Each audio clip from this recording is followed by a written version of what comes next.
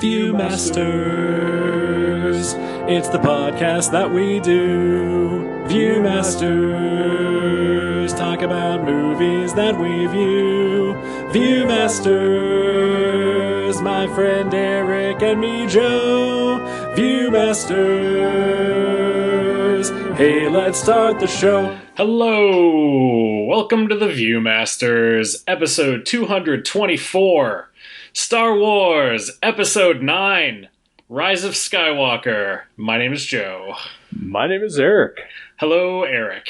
Hello, Joe. How are you? I'm doing okay, I guess. Excellent. Yeah, how are you? I'm doing okay, I guess, as well. It's all we can hope for anymore, right? I think so. I'm comfortable with it at this point. Well, that's good. Maybe what we need is a spark of hope in the universe. Yeah, you know, we might. Is anybody gonna answer that call? I don't know. Probably not. Probably not, yeah. Yeah, no. Yeah. Everyone's awful. At least not the first time. They'll all magically come the second time for some reason. Sure. Maybe they just needed a familiar face to come and see them in person. And by them, I mean apparently everyone in the galaxy. Yeah. Just people. Just, it is just people.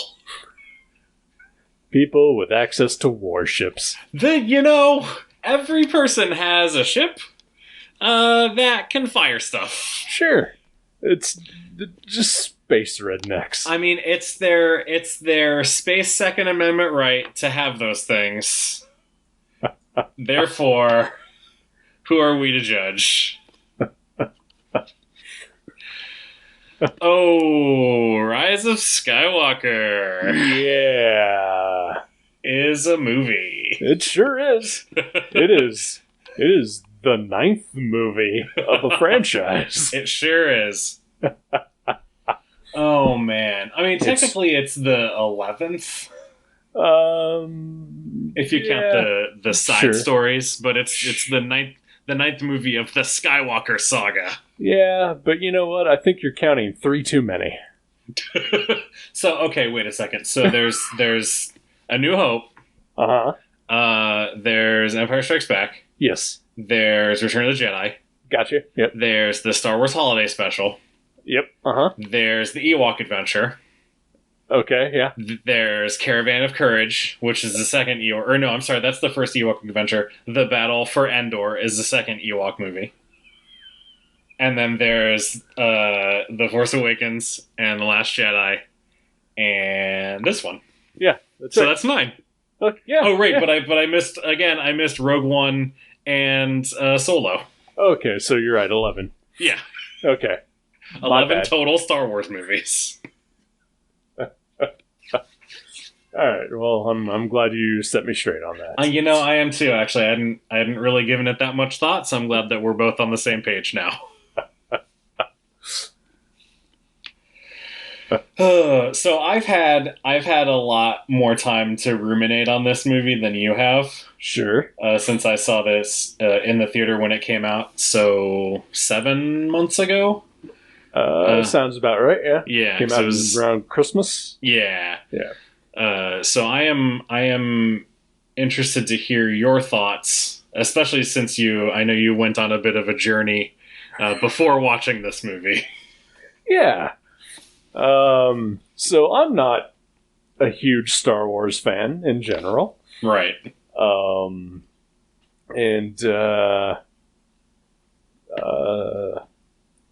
So I never really saw Star Wars as a kid, which is, I think, at least most people around our age, that's kind of where they get their main love for Star Wars. Right. I had seen Return of the Jedi in the theater in 1983 or whatever, whenever that came out, with my mom. 83. But I had never seen the original Star Wars or Empire. They had played on HBO quite a bit, but like, I never actually watched them all the way through. Like, I would always wind up falling asleep, whenever they were on or whenever my parents would turn them on or whatnot. Gotcha. So it wasn't until they released the special editions in 97 when I finally saw the first two for the first time all the way through. Well, you saw them as George Lucas intended, so congratulations. Yep. Sure did. You got George Lucas's unfiltered vision for both of those movies. Yep. Yes, like, sir, Bob. To see those as your very first viewing. Like, that's you got the dream right here, my friend. The unfortunate thing about that is that, by that time I was 18, 19 almost. Yeah. I was fully aware of Star Wars prior to that, Well, sure. So I knew that, there was not a terribly shitty Jabba the Hutt in the original Star Wars. Oh, man.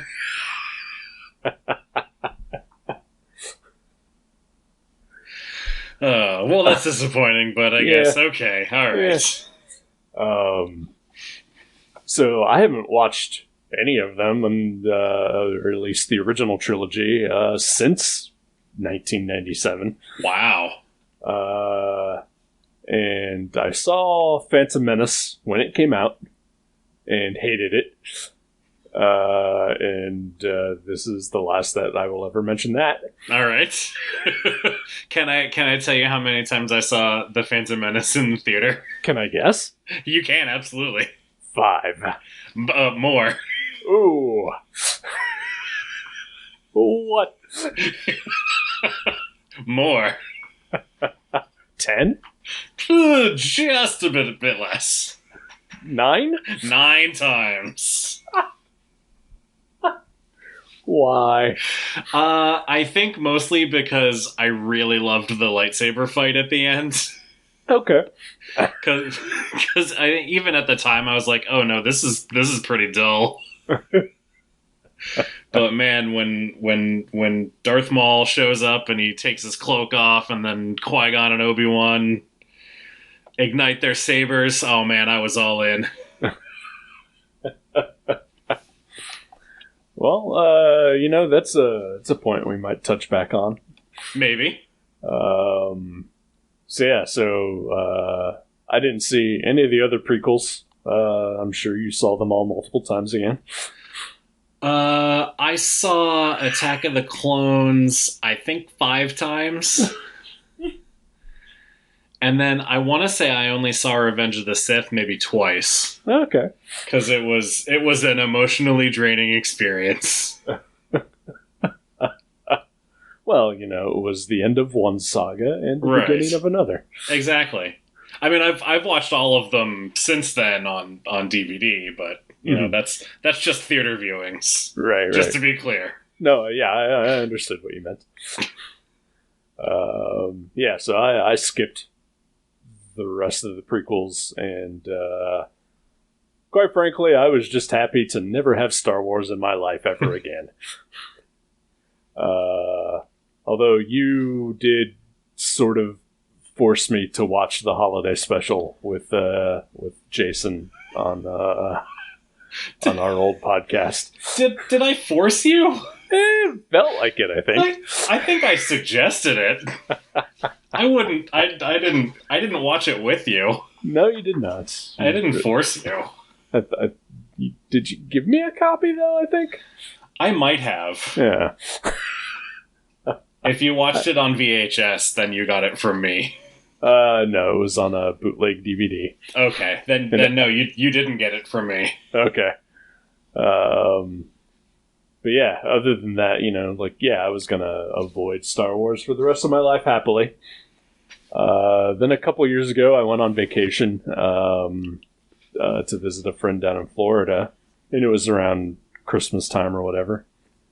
And The Last Jedi was coming out, or had come out, and she really wanted to go see it. And I had not seen a Star Wars since 1999. So she made me watch The Force Awakens, and turns out that I really liked that movie.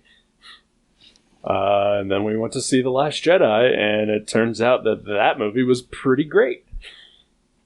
And then I saw Rogue One, and then Solo. And I think it turns out that I might like Star Wars. Yay!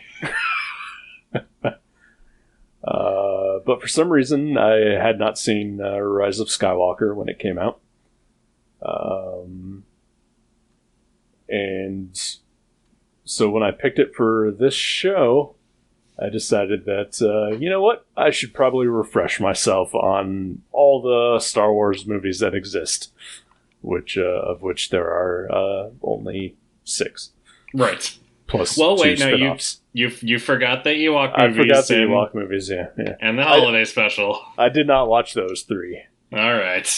But I did watch the 2 spin-offs and the only 6 main canonical Star Wars movies. So I watched everything leading up to Rise of Skywalker, and then I watched Skywalker last night, and I kind of watched it again today. I just had it on. So I've now seen that one twice. All right. And that movie's a mess. You think? It is just kind of hot garbage, but also, I think I loved it. Wow, okay. All right. Plot twist. Did not expect that response. Yeah. All right. Me neither.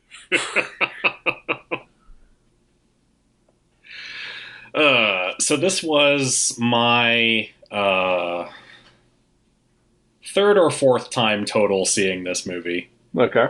I saw it when it came out, and then I think I saw it twice in the theater, just to make sure. Okay. And then, because I do remember because you were in Dayton around Christmas time, right? Did you see it here? I did, yeah. Because we flew back the Thursday night / Friday morning that it opened, so we wouldn't have been able to see it before we got back to Dayton. Okay. And I remember talking to you, and you just kind of said it was fine. Yeah. At the time. And then I remember the second time I watched it, we were back in Washington, and I think I enjoyed it a little bit more. And then no, I guess this was my 3rd time watching it in total, because after that I didn't see it again until it was out of theaters, and then it hit Disney Plus, and I still didn't watch it. And oh man, I don't know.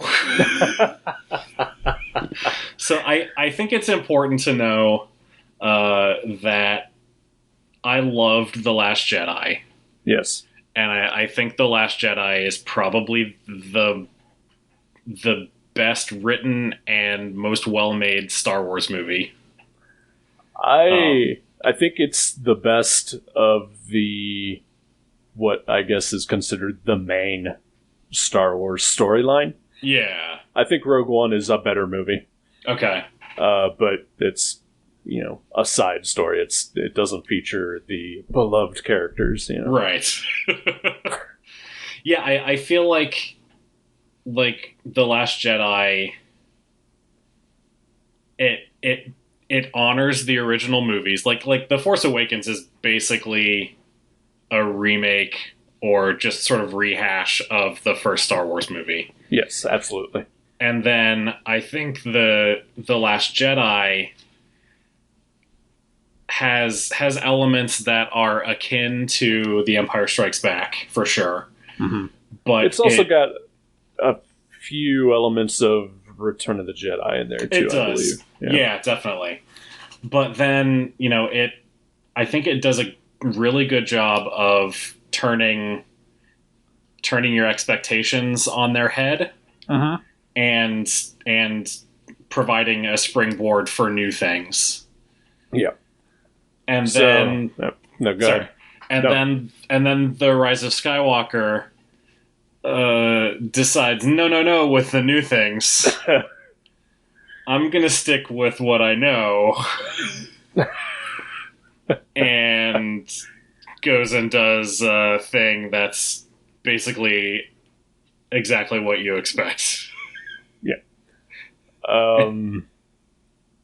So, if you'll indulge me a little bit, I've been giving little mini... I kind of chronicled my journey on Twitter a little bit up till this movie. Okay. So we'll mainly just stick to this trilogy. So with The Force Awakens, I really liked it. And I'm honestly surprised how much I liked it. But you are absolutely right. It is just entirely just a rehash of A New Hope. Yeah, and I should say too that I really like The Force Awakens as well. I think it does a really good job bringing you back into the world of the movies, and I think all of the actors in it are great. I think all of the actors in all of the new movies do a phenomenal job. Yeah, absolutely, I agree, and I think. All right, so going back to the original trilogy, like I think all of them are they're fine. Mm-hmm. Like I don't have the unquestioning love for them that most Star Wars seem to have, or Star Wars fans seem to have. I think they're all perfectly okay movies. They're entertaining for the most part, and they all have some huge flaws. And I think, one of the things that this trilogy does is I feel, it's probably because of the actors, that the characters feel a lot more human to me in this trilogy than from the original trilogy. Yeah, I definitely get that. Like the core characters of the original trilogy are just kind of tropes and stereotypes, and maybe they weren't 40 some years ago, but they definitely feel that way now. Yeah. And I feel like all the new characters that got introduced, elevate something, in the story. And possibly because, they're all pretty great actors, too. Yeah. No offense to Carrie Fisher or Mark Hamill, but they're not, really all that great. Yeah, they're fine. Yeah. I think adequate. I think the characters in the original trilogy, the point that you made about them being sort of tropes, I think that's by design, because it's very, very definitely influenced by the serials of the 40s is what Lucas was going for. So, sure, yeah. Going for sort of, you've got the swashbuckling hero and the lovable rogue and the princess who needs rescued and the right. evil whatever. That's definitely by design, whereas the newer ones I feel like are less beholden to that. Yeah, they're more naturalistic for sure. Yeah. And I do feel like there's a reason Han Solo stands out from the original trilogy so much is because I feel like Harrison Ford gave him a little extra something than just, what was written, in the pulps or whatever. Yeah. But I think all the actors in the new trilogy really step up their game. And so, yeah, so like The Force Awakens is just, almost beat for beat A New Hope. Yeah. Just with some slightly better acting. And then Last Jedi, yeah, absolutely. I agree with you that it takes everything that we know and are familiar with it, and then just turns it just enough that I think it brings,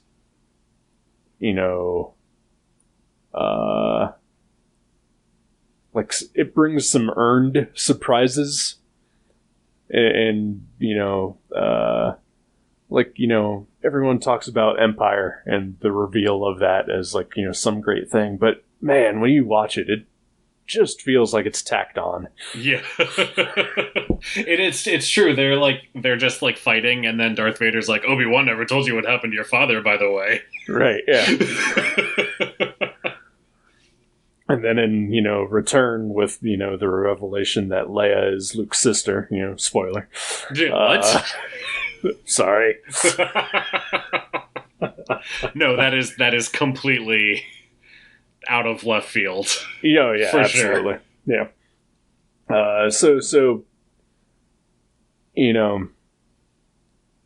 Yeah. Last Jedi, I think, really, it provides a lot of surprises that I don't think are in any of the other Star Wars movies. Yeah. Well, and I think that I think the thing that I appreciate that The Last Jedi does is that it expands the world of Star Wars. Right. The reveal that Rey is nobody. Yeah. Is amazing. Yes. and then the kids, the little kids on the casino planet. Yeah. They get so much shit, but that's the point of the movie, I feel like, is that anybody can have the Force. It's not just limited to a family. The family or bloodlines or whatever. Yeah, it just makes it so much bigger. Yes, I absolutely agree with you. There's definitely something to be said for having, an everyman, hero, and that is Rey, and the first two movies at least. Yeah, and that's Luke in the first one. But then, once you reveal that Darth Vader is his father, then you kind of start wiping that out. Yeah. Well, and then the trilogy that shall not be named. It wasn't the Skywalker saga before. I feel like that prequel trilogy came along and we're like, oh, we're going to tell Anakin's story. Uh-huh. Who gives a shit about Anakin's story? Right. I mean, as far as I know, we've learned all we need to learn about Anakin Skywalker. He was a Jedi who went bad and became Darth Vader. Yeah, that's really all you need to know. Yep. And yeah, you're right. Just in Last Jedi, establishing that Rey is a nobody. And I remember before Last Jedi came out, people were just like, oh my god, they're going to reveal who Rey's parents are, and like all these people guessing like who they might be, and I'm just like, why did they have to be anybody? Right. And just let her have the Force. Yeah. Yeah, I remember thinking, like, well, it'd be cool if she was related to Obi-Wan somehow, because I always liked Obi-Wan Kenobi. Well, sure, he's great. but also, like, oh, how great would it be if she's just nobody? Right. And then it turned out she was just nobody. And I was so happy. It was awesome. Yep.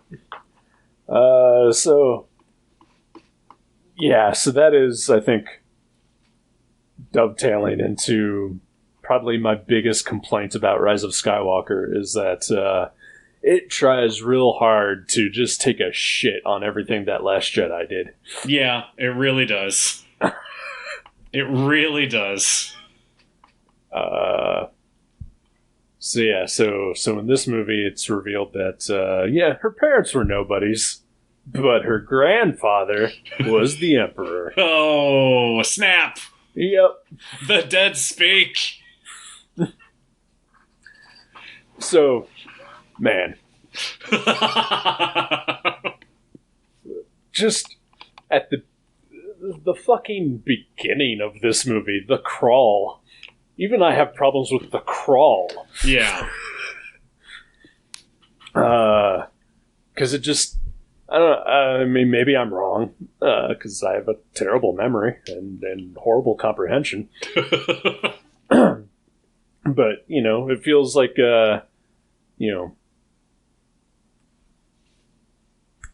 Empire, Return, Last Jedi all start the crawl, basically sort of summarizing the previous movie.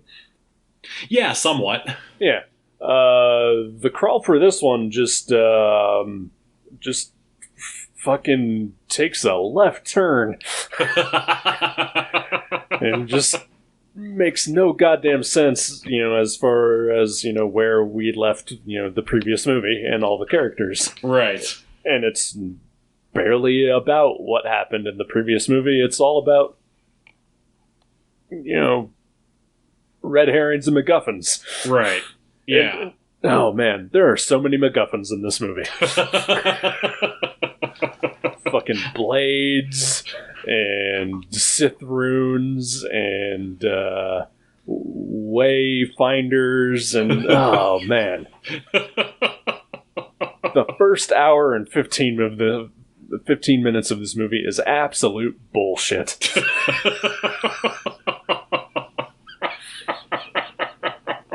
Yep. Like I couldn't have said it better. I started watching it, I was the crawl made me angry.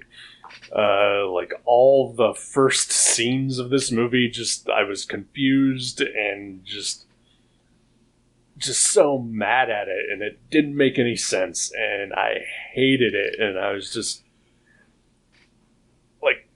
I was gonna come into this review just mad. I'm excited to find out how this turns around. I don't honestly know. Yeah. But the scene when Rey goes to the fallen Death Star to find the MacGuffin with the second MacGuffin. Right. And then Kylo Ren shows up, and it's the first time that they've interacted in person in the movie. And they have this huge lightsaber battle. Yeah. Which, going back to, your thing with Phantom Menace, for whatever reason, that's the moment it turned for me. All right. And I got super invested in the movie. Interesting. And there's still a bunch of bullshit that happens. Such as apparently Han Solo is a ghost. And yet, I fucking cried. Yeah. And I was just super emotionally invested in the rest of the movie. All right. I mean, as far as the Han Solo thing goes, I know you're a sucker for dad stuff. Yeah. So, yeah. So was that part of it, maybe? It may have been, yeah. I don't know if I'm a sucker for dad stuff. It just really gets me. All right. Yeah, I shouldn't say you're a sucker for it. Yeah. But I would say, with all three movies in this trilogy, they all emotionally affected me in ways I did not expect. Especially since, the original trilogy just, made me feel nothing. Yeah. Just okay, these are fun, stupid movies. But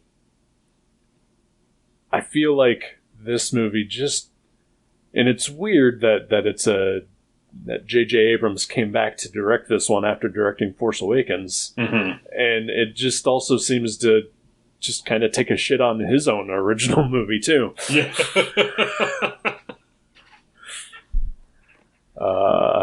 And the only thing that I can really say that is different is that the one of the screenwriters of this one, and there were 5 screenwriters or something like that.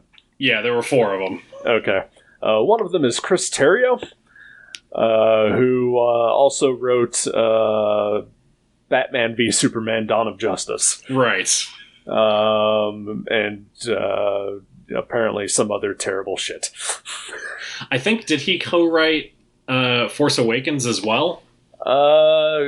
Terrio, I don't believe he did. I think that was Lawrence Kasdan. Oh, that's right. Yes. Okay. Who had written Empire and possibly Return of the Jedi? He might have been like a co-writer on Return of the Jedi. Okay. I know he also co-wrote Solo? I don't know. I think that's right too. Yeah. Okay. But yeah, Chris Terrio was one of the 4 writers on this. Yeah. Yeah, he's, I don't know. I mean, so two of the writers, one of them is Colin Trevorrow, who was originally supposed to direct this movie. That's right. And then I don't know what exactly happened, but there were, if it was creative differences or what it was, but then he was replaced by Abrams. Right. So I think maybe that was more of just like a contractual thing that they have to be given like a story credit or something. Sure. But yeah, and you know the fights. Chris Terrio also co-wrote Justice League. So. Oh, okay. Yeah. Awesome. Yeah.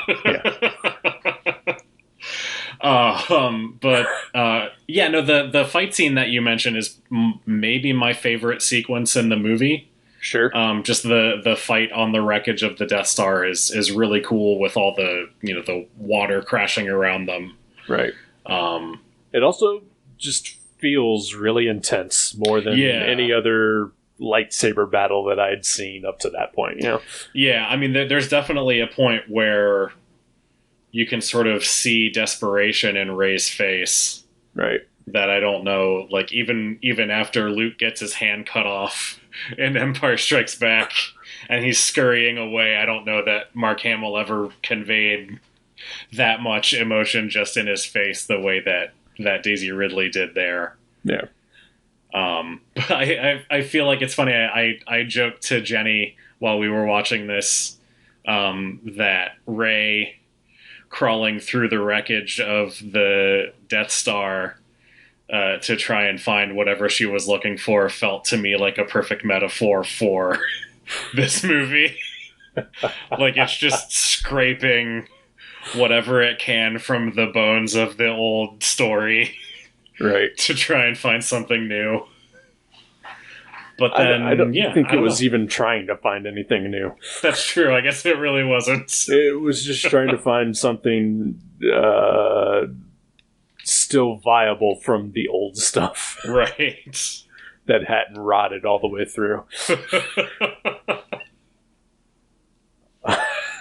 Oof. Yeah, I think...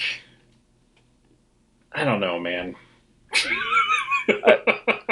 I will say every Star Wars movie that I've watched, no matter the quality of it, has had some really excellent sequences and moments in it. Yeah. And I feel like at least the last hour of this movie has enough of them that I walked away from this like really satisfied. Yeah, I can totally see that. Like even the confrontation between Rey and Ben and the Emperor is, it's built on a mound of bullshit. The whole dyad and the Force thing is not a thing that ever existed before this movie. So them talking about it like it's something we're supposed to know what it is, right, is just nonsense. Yeah. But even that sequence, I feel like is pretty strong. Right. Especially, I think the moments leading up to it, like when Ben first arrives and fights the absolutely useless Knights of Ren, and like the part where he gets Rey's lightsaber and then like sort of shrugs a little bit. Yeah. and then just kicks the hell out of them. That's really entertaining. Sure. This movie is full of moments that are just barely connected with, like you said, mounds of bullshit. It just has, I mean, the Knights of Ren are, like I said, completely useless, and they are just one of several completely useless aspects of this movie. Yeah. Oh, God. Yeah.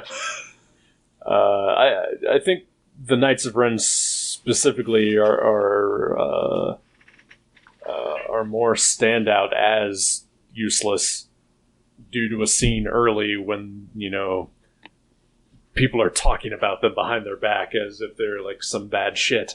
Yeah. But, and then they turn out to just be just fodder. They do nothing. Yeah. They're basically stormtroopers in better armor. Right? Even the Snoke's guard from Last Jedi were better. Yes. Yeah.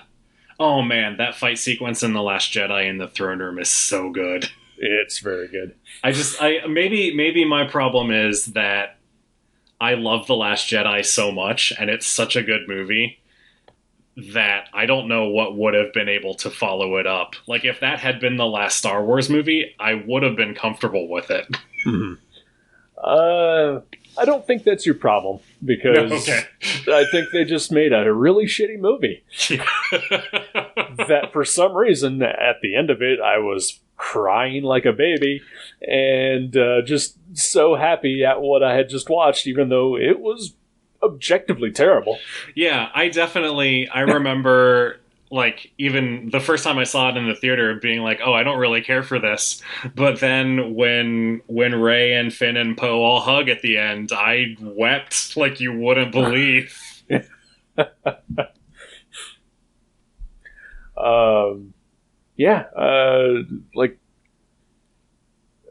And even in the very terrible first hour or so, there are still pretty decent moments.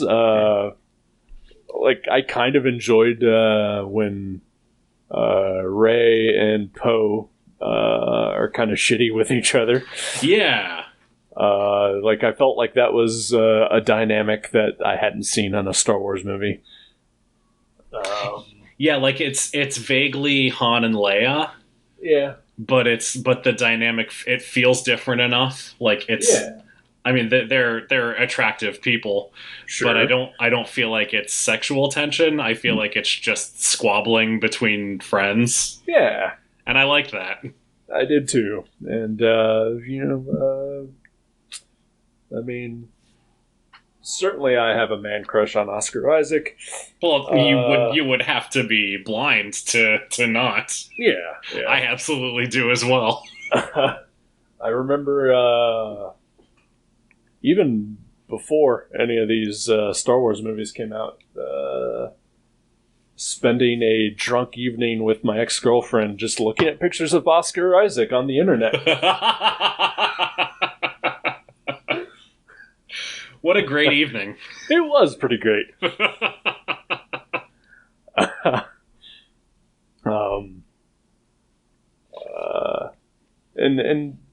I mean, I'm not gonna lie. Like, I've been taking care of a cat, and there's a small chance that he just might be my cat forever now, and Right. you can hear him right now. Oh, hey, Chaco. Yeah, I might rename him to Babu Frick, Oh. because I'm not gonna lie, I loved Babu Frick. I mean, Babu Frick is another completely useless element in the movie. But yeah, he's pretty great. Yeah. I mean, that whole sequence is just pointless and bullshitty. Yeah. And just felt like filler. Yeah. But it gave us Babu Frick, and I can't be mad at it.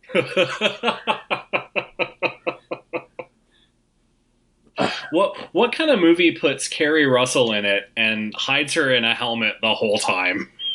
This bullshit movie does. This bullshit movie does. Yeah, I had to look up to see who she was. Yeah. Because then, like, when they show her eyes, I was like, well, clearly this is an attractive woman. Who is she? Right. And why will they not show her face at all? Come on, JJ. Right. This movie also felt like J.J. Abrams just wanted to have a bunch of his friends in a Star Wars movie. Well, are you talking about Dominic Monaghan in another completely useless role? Yeah. That all of his lines could easily have gone to Rose, an established character from the previous movie. Yeah, possibly. God damn it. Yeah. Oh, man, that disappointed me too. Just Yeah. the absolute... I mean, for us in the comic book world, fridging someone means, something terrible. Yeah. But, she was essentially fridged in this movie. I mean, she gets... The assholes win. Yeah. Honestly. Yeah, oh, yeah. Yep. All the assholes that hated her in the last movie because she was a woman and a woman of color.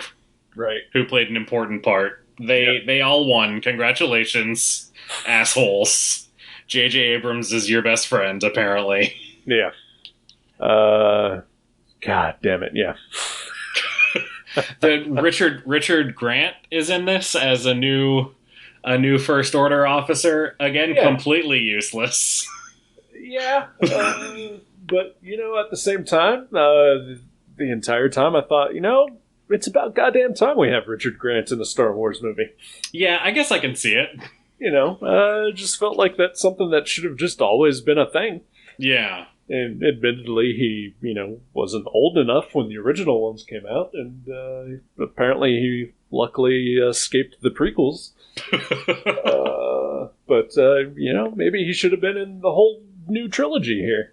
Yeah, I just, his character is completely superfluous along with General Hux. Right. Like, there's no reason for both of them to be there. And the stupid twist of Hux being the spy, I actually loved that.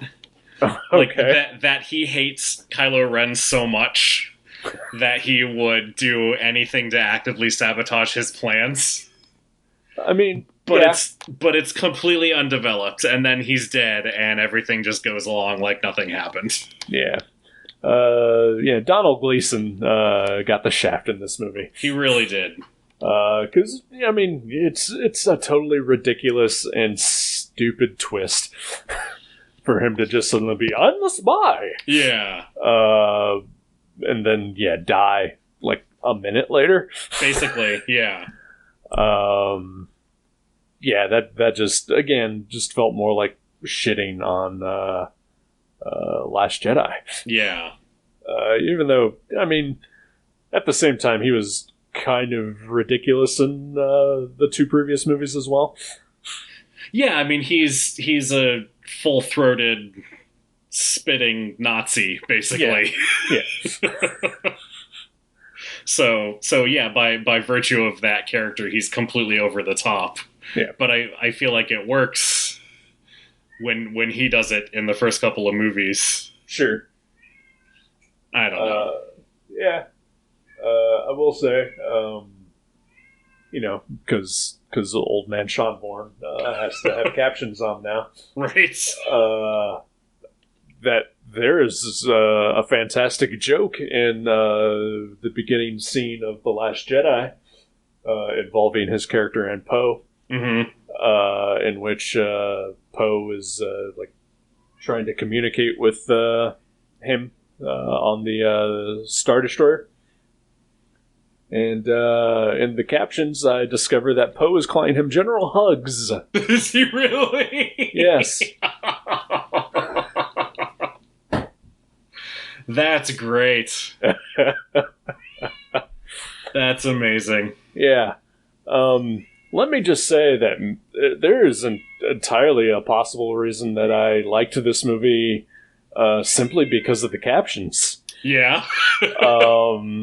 Because I have discovered that Star Wars captions are all pretty great. Yeah. They are ridiculous. And I have to go smack a cat again. Hold on. Okay, take your time. Yeah. Oh, let me see if I can think of some more useless things from this movie while Eric is smacking a cat. Let's see. There's the dagger. There's what else is there? There's going to Rey destroys Kylo Ren's TIE fighter that has the Sith Wayfinder in it. Like, what? Why is she dumb in that moment? I don't understand. Like, did she just not look? Anyway, I was vamping. I gathered. Tell me more about your captions. Just every Chewbacca caption is kind of amazing. Because it's mostly all just Chewbacca growls, and then, in parentheses, chuckles. And then, but the most amazing one was one that I shared with you. In the very last scene of the movie when Rey goes to Tatooine to visit Luke Skywalker's old house, which is still intact for some reason after 40-some years. Right. The establishing shot of her flying there shows, the Jawa, cargo carrier or whatever the hell it is. The Sandcrawler is what it's called. And the caption, even though there's no real audio, actually, the caption says Jawas exclaiming Jawa. There's an Utini that we get there from them. Okay. It's pretty quiet, but yeah, right. It's very strange that they chose to caption that. And then in some of the movies, like, if there's an alien speaking in, like, whatever alien language they have, sometimes it says alien language as the caption. Sometimes it says what they're actually saying in English. Oh, wow. Yep. I mean, I guess that makes sense for parts that are, if you didn't have the closed captions on, the parts that are subtitled for everyone. Right. It makes sense. But there are no subtitles, though. There's very few. Yeah, there's very few. Like, there's some from Jabba. That he's the only character I can think of that really has subtitles. Yeah. And I guess Greedo. Did he? McClunky Greedo gets... McClunky, yeah. Gets some subtitles before he gets killed. McClunky did not get subtitled, though. No, it was a late edition, so... Oh, okay, all right. McClunky just means McClunky. There's no... there's no translation for that in our human tongue. Well, I mean, I think it's pretty universal what McClunky actually means. Yeah. It means fuck.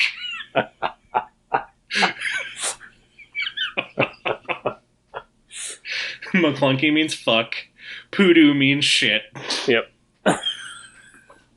Those are the only Star Wars swears that I know.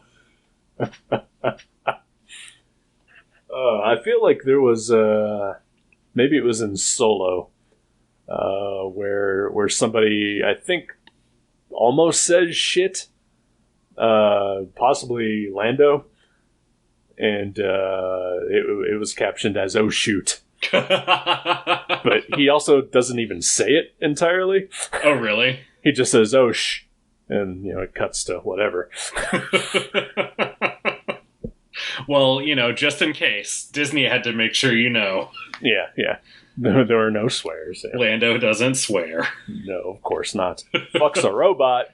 Doesn't swear. You know what? I give it to him.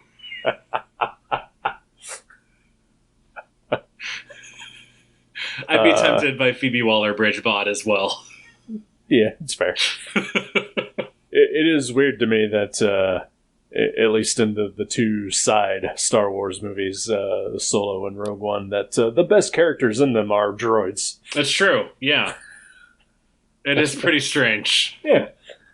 And, nothing against anyone else in those movies, but those are clearly two best characters in both of those movies. Yeah. Speaking of another useless thing, D.O. in this movie. Yep, don't know the point of that one. Totally useless. It's J.J. Abrams wanted there to be a robot that he could voice himself. I'm Really? sure that's all it was. Really? Was he the voice of Dio? He is the voice of Dio. And yet, still, I enjoyed the scene, at least his first scene where he freaks out at Rey trying to touch him. Oh, because he has PTSD? Yeah. Yeah, because robots get PTSD. Well, sure. I mean, hell, we've got C-3PO who's God knows what, but, all the droids seem to have, some severe mental illnesses. There's some pretty good C-3PO content in this movie. There is. I enjoyed, even though it was completely pointless and could have been cut out from the movie entirely, I enjoyed his little journey that he had there for a moment. Yeah.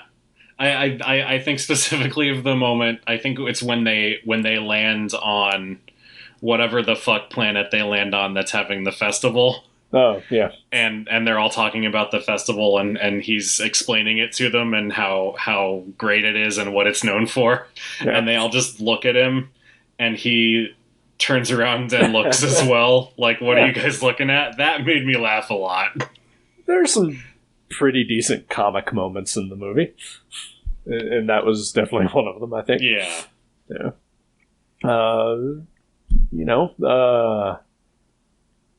I do think that I remember a lot of people bitching about Last Jedi with Luke doing the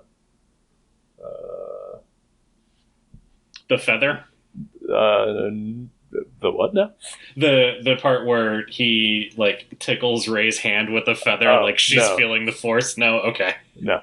About him doing at the end when he shows up to save the Resistance. Oh, gotcha. And it's a Force double or whatever. Yeah, he's doing. A lot of people bitched about that, and that this isn't possible. Blah blah blah. There's a lot of shit that Rey and Kylo do in this movie that hadn't been shown in previous movies as Force abilities. Yeah, and I don't recall anyone bitching about that. Also, it's all made up. Everything's possible. Fuck off. Yep. Yep. Hey, you know what? Superman used to have a power where he could shoot tiny Supermen out of his palm. And I'm absolutely okay with that. Because fuck it. Absolutely.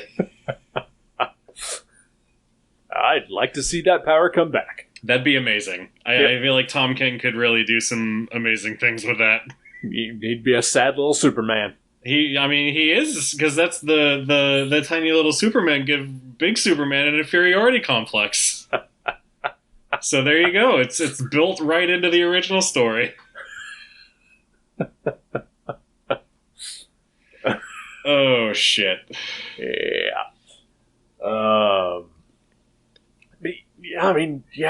Like we can pick this movie apart and I can absolutely agree with you about every thing that's wrong with it. Yeah.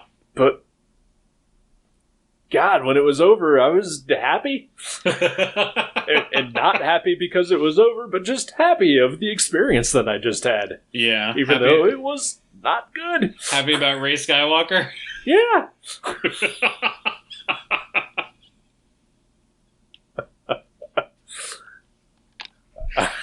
Oh man, yeah. I don't know. I mean, I don't know. I struggle with the issues that I have with it. I feel like sort of outweigh if I could just turn my brain off and be a kid again. I know in my heart that Rey being a Palpatine is no dumber than Leia being Luke's sister, right? Or any of that stuff. But it still really bugs the shit out of me. I think the reason that you might feel that way is because, you know, Last Jedi, and even a little bit The Force Awakens, sort of, you know, set aside that kind of thing. Yeah. And you know, and her being revealed as Palpatine's granddaughter is just in direct opposition to the previous movie. Yeah. And it goes back to the Leia thing where it just feels forced. Yeah. Pun intended, I guess.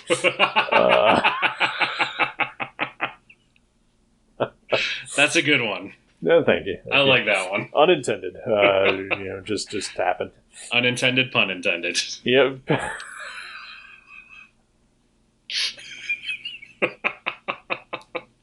Yeah, it's Rey being a Palpatine. It's suddenly we have to know what Poe's backstory is. Right. And he's a carbon copy of Han for some reason. Yeah, that just that was just not great either. Yeah. It's Jana and the other escaped stormtroopers. Basically, like, the special thing about Finn was that he was a stormtrooper who rebelled, but then suddenly there's, you know, a whole big group of people who are just like him. Right. And, like, why are they... I don't know. I don't know. I just don't know, man. I didn't have that big of an issue with her and her people. Yeah. You know, but it was entirely unnecessary. Yeah. Well, and it felt like, let's introduce another black character so that we can pair Finn up with her. Sure. It you know, I think it's also just another, let's just forget about Rose Tico. Yeah. Kind of thing. You know? Yeah.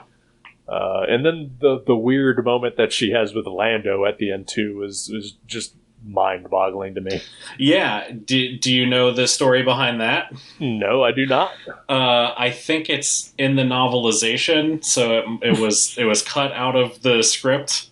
That Lando's her dad. Oh, okay. Because you know they're black characters, so they have to be related. Well, sure. Well, then surely she's related to Finn as well. Oh man, what if she is? What if they're like cousins or something? There's only 3 black characters in all of Star Wars, and they're all family. That's right.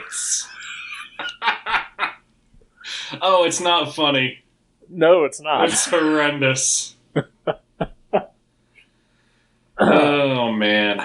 Yeah, Finn kind of got the shaft, too. I felt like he wasn't dealt that great of a hand in Last Jedi either. Yeah. If I can point out, one flaw from that movie. But, yeah, I felt like the potential of his journey just fell empty.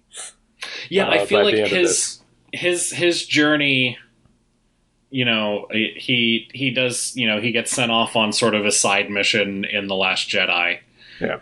But I feel like it's part of, we don't see a ton with him outside of what's on screen, basically. Yeah. So, he leaves the First Order and then is immediately thrust in with the Resistance, and then I feel like The Last Jedi, and I think someone else said this, and I'm just parroting what I read them say, is about Finn coming to accept what he is, or like his position now, as part of the Resistance, because he tries to leave sort of selfishly motivated, and he's trying to save Rey as well, and then over the course of the movie he comes to realize that there are bigger things going on, and then he's confronted by Captain Phasma, who if I have a big complaint about The Last Jedi, it's that Captain Phasma is there again for some reason, and then again just immediately gets killed. Right. But during that confrontation, it's sort of him, confronting his past, and then he purposefully says, like, she calls him scum, and he's like, rebel scum. That's him accepting his place with the resistance now. And then I guess once he has accepted that, where do you go from there? Right. And the Rise of Skywalker doesn't answer that question at all. Like, I go nowhere. I just do the same stuff I was doing before. Yeah. And it's sort of the same with Poe. Although Poe had more of an arc in Last Jedi, where he's the hot shot, rebel swagger dick, pilot guy, who basically gets shut down and learned a lesson in humility by essentially almost being responsible for the decimation of the rebellion. Almost? Yeah. And then this movie starts out, he's just back to being, big dick on campus again. Yeah. And gets, automatic promoted to general when Leia dies. With, like, no consequence, But then again, fuck knows how much time passed between, previous movie and, this one. Right. In which we're getting, broadcast messages from the Emperor for some reason. Yeah. And then, like you said earlier, just, the fact that we were forced to learn his backstory and he's basically just Han Solo again. Yeah. Yeah, I don't know. This... Sorry. No, it's fine. Just, I mean, really, you break the movie down and it's just not good on any level, but still liked it. You are absolutely entitled to like it. I will probably never watch it again. I think that's where I landed after watching it again a third time, was just like, okay, I've seen this. All right. I'm good. I mean, after mainlining 8 movies within 5 days, I feel like I've had my fill of Star Wars forever. Yeah, that's fair. Yeah. Although, if the Rian Johnson trilogy of movies is ever gonna happen, I'll probably check those out just because I am a fan of Rian Johnson. Yeah, absolutely. Yeah. Have you watched any of The Mandalorian?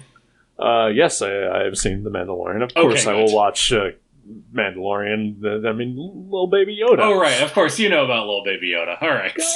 Yes. I am looking at my case that holds my tablet, and it's got a Little Baby Yoda on it. Aw. That's nice. And I was at Walmart a couple days ago, and they had the big plush Little Baby Yoda, and I almost bought it. Because Little Baby Yoda is my everything. Right. Little Baby Yoda made me grow ovaries. Oh, that's nice. Little Baby Yoda and Babu Frick should go on some adventures. Oh my god. I would die. Just of heart swelling. Oh, the team up that I want and will never get. I don't know, anything could happen in Mandalorian. Possible. Yeah, it's true. we don't know how old Babu Frick is. It's true, and I mean, Baby Yoda is 50 and still a baby, so that's true. Yep. Okay, you know what? Now you've got my hopes up. Excellent. That's what I do. Yeah, and I've heard good things about like some of the cartoons, like Clone Wars or other cartoons, Star Wars related. Rebels is the other one. Yeah. Okay. Clone Wars starts kind of slow, but I really got into it. Okay. Rebels, I think, is pretty great from the jump and just gets better. So yeah, I if you're gonna watch just one of them, I would watch Rebels. Okay. Though there is stuff that carries over from Clone Wars that you would probably get more out of if you watched Clone Wars as well. So I don't know if you're interested. Sure. I'm sure there's lists out there like the 10 most essential Clone Wars episodes or whatever to watch. You could just watch those. I'm sure, yeah. But you know what I'd really like to see is the old Droids cartoon. I would really like to see that too. Like that, and I think there was an Ewoks cartoon. I think so, yeah. I would watch both of those Disney Plus if Yeah, they were come available. on. Disney Plus. Yeah. You fuckers. Why you holding out on us? Right? Do I gotta stab a bitch? Whoa! Oh, you can only do it with a Sith knife Yeah. that's carved in the specific shape of the wreckage of the Death Star Oh, man. that apparently never moves. I was so mad at that. Just... It's the most... It's like he wanted to make an Indiana Jones movie, too. Right? Because that's a very, very Staff of Ra type thing. Right? And yet I'd be totally okay with that in an Indiana Jones movie. Exactly. But here, it just pissed me the fuck off. And then minutes later, the movie becomes great. Yeah. It's weird how that happens. Yeah. If there had been an actual, dark clone of Rey, Mm-hmm. I would have been 100% more into it. Like, if the Emperor had somehow come back in a cloned body of Rey, maybe it'd be really weird for him to sound like the Emperor, but look like Rey. Yeah. But I would have been into it. Like, that would have been really cool. Instead, no.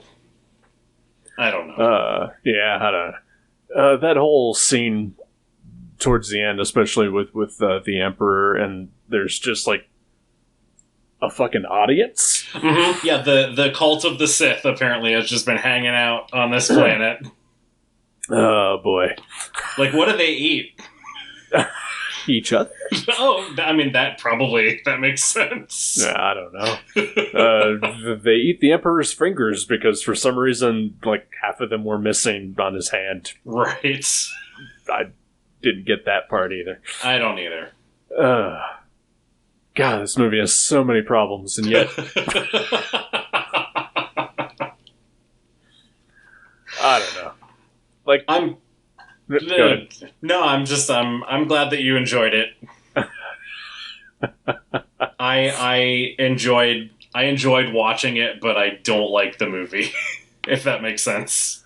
I think that's essentially how I feel. Is that I had a really great time, especially after the first hour, watching this movie, but I fully acknowledge that it's not good. Right.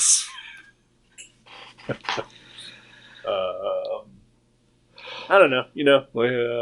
I would watch other Star Wars movies, just as long as that we can keep this whole Skywalker thing, it's dead now. Just leave it alone. Yeah, it's over. Yeah.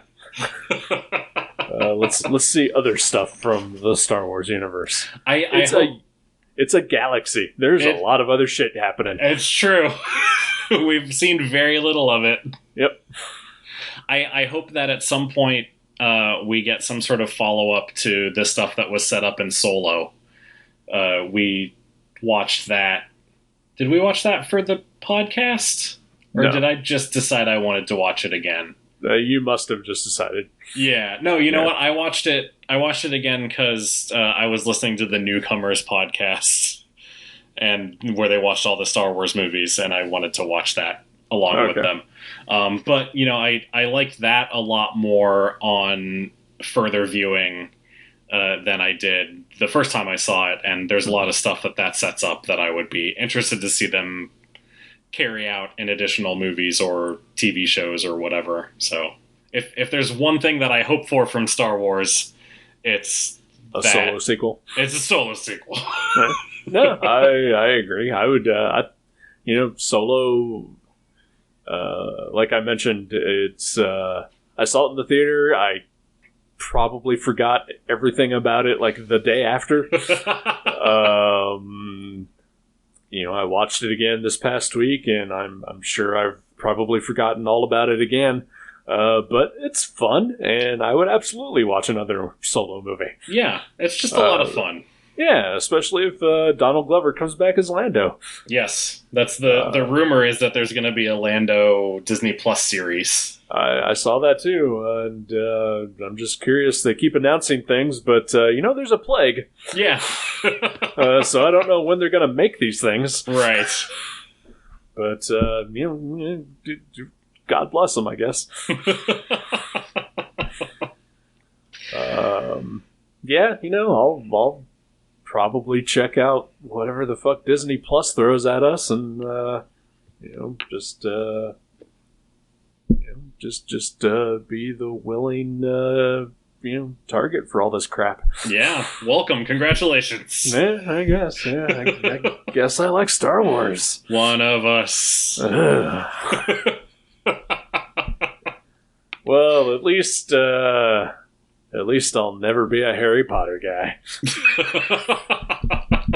Oh, that I man. can safely say. Yeah, that's that well is somewhat poisoned irrevocably.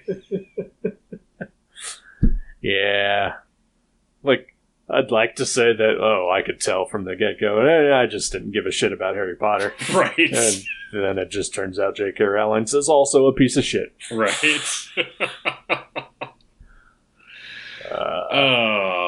What's something positive that's making you happy? That is a very good question.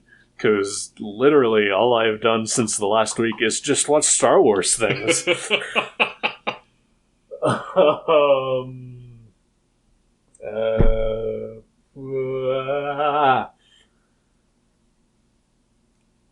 Yeah, Nothing? Yeah, I got nothing. Like I said, I've just been watching Star Wars leading up to this, so there has been nothing else in my life. All right, that's fair. You've been busy. I will say, before we recorded, I read the new issue of the Darth Vader comic. Okay. Keeping it on the Star Wars theme. So Marvel just relaunched all of their Star Wars titles. Marvel. No, it's okay. The first run of comics were set between A New Hope and Empire Strikes Back. Okay. And now the relaunch titles are set between Empire and Return of the Jedi. All right. And both the main Star Wars series and the Darth Vader series have been excellent. All right. Who's writing them now? Charles Soule is writing the Star Wars series. Okay. And I believe Jesus Saiz was doing the art for that book. And then Darth Vader is written by Greg Pak, and with art by Raphael Iannico, I want to say. Ready? But the Darth Vader series in particular is, it's basically Darth Vader is trying to track down everyone who hid Luke's existence from him. And in the process, he's trying to get to the bottom of Padme's murder, which he doesn't know he did. So, it's sort of been, revisiting locations and characters from the prequel trilogy. The what now? You said you saw The Phantom Menace. Come on.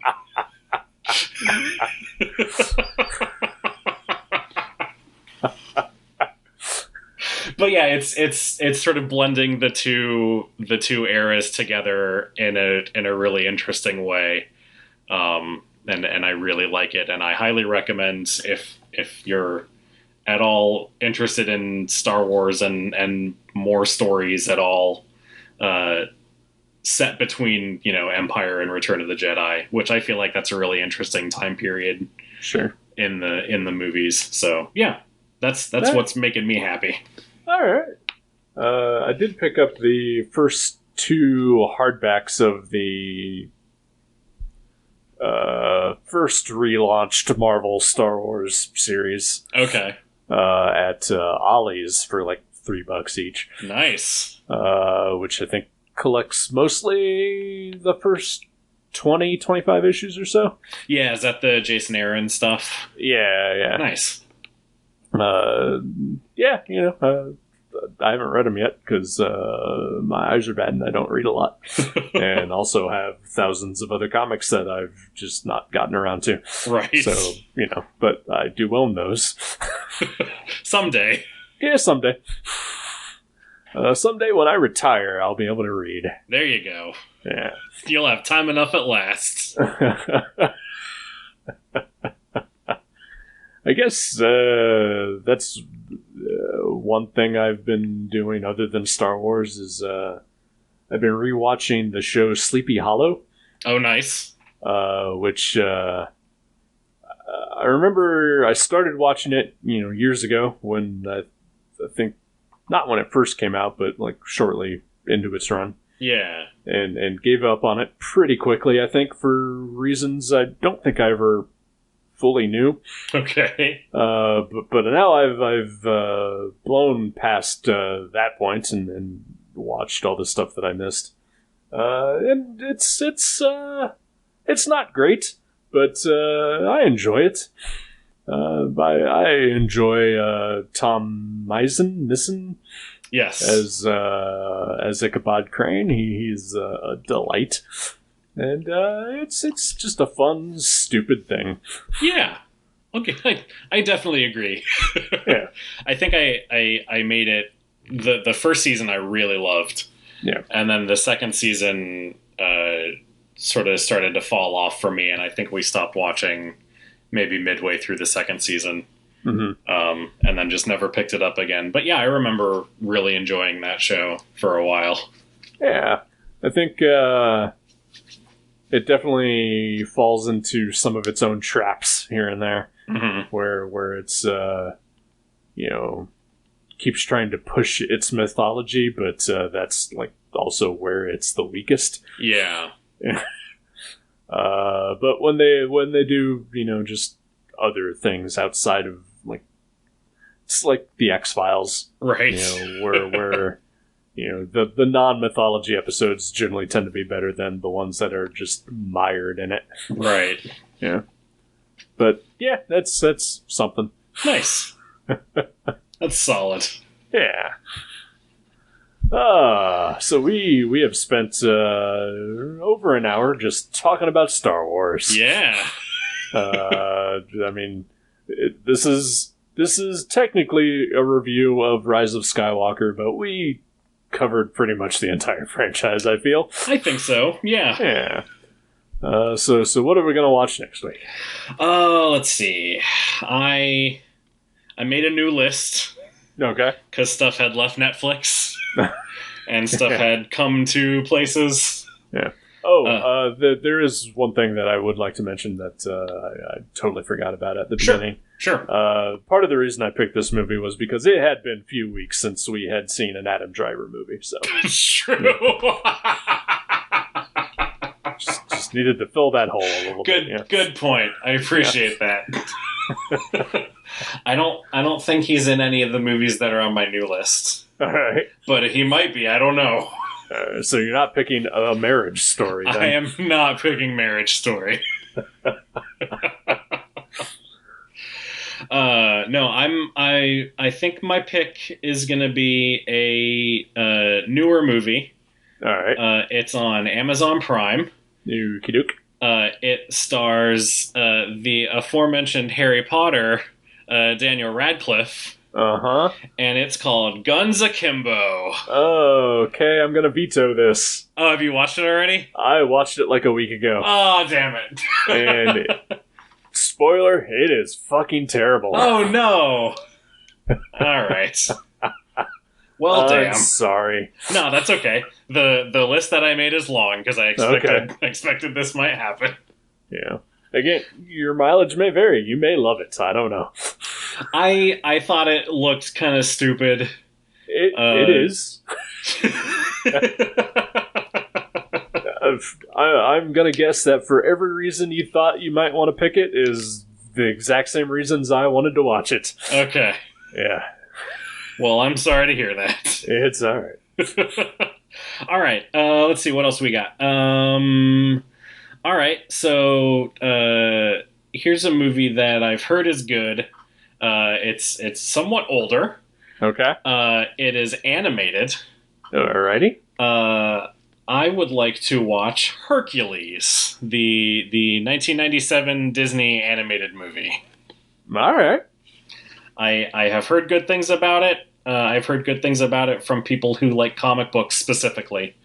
And I've always been curious. I've never seen it, and it's on Disney Plus. The only thing I know about it is I think James Woods does the voice of the villain. Oh, no. Is that going to change your mind now? No, it's fine. Okay. As long as he's the villain. Yeah, I mean, he's just fulfilling his prophecy in life. Right. Is he Hades? Is that right? Yeah, I think so. Okay. Yeah, I have never seen it, so yeah, I'm down. Awesome. All right. Disney's Hercules. Yeah. Not the Kevin Sorbo Hercules. No. Speaking of other terrible people. Man, maybe Hercules is just a bad thing to be involved with. Maybe. I don't know. I think Lucy Lawless is okay. Well, sure. We think so. It's true. I guess anything's possible. Yeah. All right, Hercules. Hercules! Lou Ferrigno is also okay. Oh, that's right. Yeah. Arnold Schwarzenegger is not too bad, right? I mean, he's a Republican, but he seems to be an okay Republican. He's a California Republican. Yeah, there we go. All right, let's get out of here. Okie doke, sounds good. This Hercules. is longest episode yet. We'll see you again next week. Goodbye. Goodbye. Thank you for listening to The Viewmasters. You can subscribe to the show directly at view.guttertrash.net or at iTunes and leave us a review. Visit view.guttertrash.net for email information and links to Facebook and Twitter. We'll see you next time on The Viewmasters.